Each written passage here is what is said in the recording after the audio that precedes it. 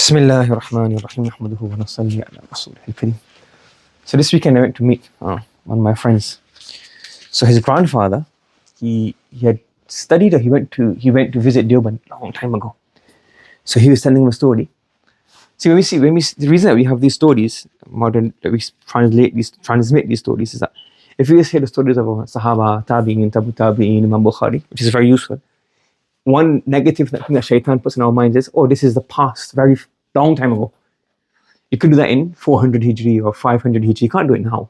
And if you hear the stories of even our teachers' teachers, the ulama who just recently passed away, then we get inspiration that, you know what, this is actually possible even now.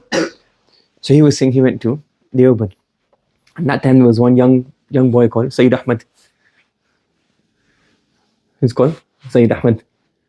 So he was outside.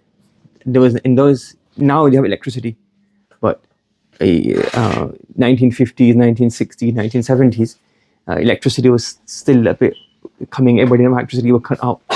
So there's one young boy called Sayyid Ahmad. So I think so he was outside. I don't know if it was in Deoband or it was wherever he was studying. So by the lamp post outside by the guard, so I have a lamp post. I had one lamp post. The lamp, you didn't have light in the whole madrasa. So by the guard, there was a young boy with a book, and he's reading under where the guard. He's got one extra light. He's reading his book there. So his grandfather did a joke of, he goes, "Who Jani? Go and sleep." You know. So he would just smile at him and just smile at him and continue reading. And this Sayyid Ahmad is Sayyid Al-Qalam rahmatullahi alayhi. So he passed away in 2020, that time. So this is how, old time days and long time ago. So he passed away in 2020, it's 34 years ago. And this is how he acquired knowledge. And that's why he left a great legacy. So the efforts that you put in, so, every single alim that you see, even now, like, even if a scholar grew up in England, a scholar grew up in Barbados or Australia, America, these efforts that we put in is everywhere, every single time. It's not just in, 200 Hijri or 300 Hijri or 400 Hijri. Allah has made it a lot easier. So the same efforts that they put in, maybe the same things we don't have to put in.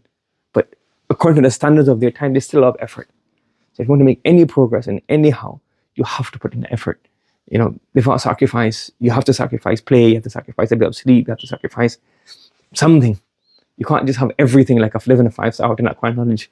Even live a 5-star hotel and acquire knowledge, it's just how you grow up. Like in a master mansion, you have to sacrifice your time. So if you grow up as a rich person, it's not your fault. Because I'm getting wear dirty clothes now or off electricity and reading a candle, there's no point. But you would say, well, okay, I would have to say, well, my other friends who are rich, they're playing, I'm not going to play. They're going for holidays, I'm not going to go for holidays, I'm going to go Murdisa.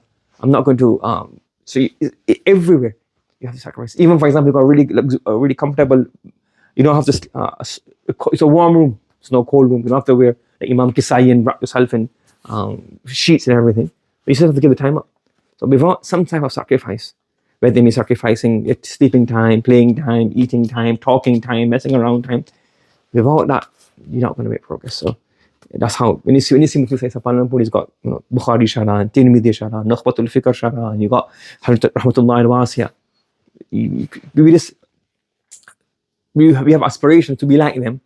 Not to be like them, we have aspirations to get the rewards that they get. You have to have aspirations to say, okay, how did they acquire those stages?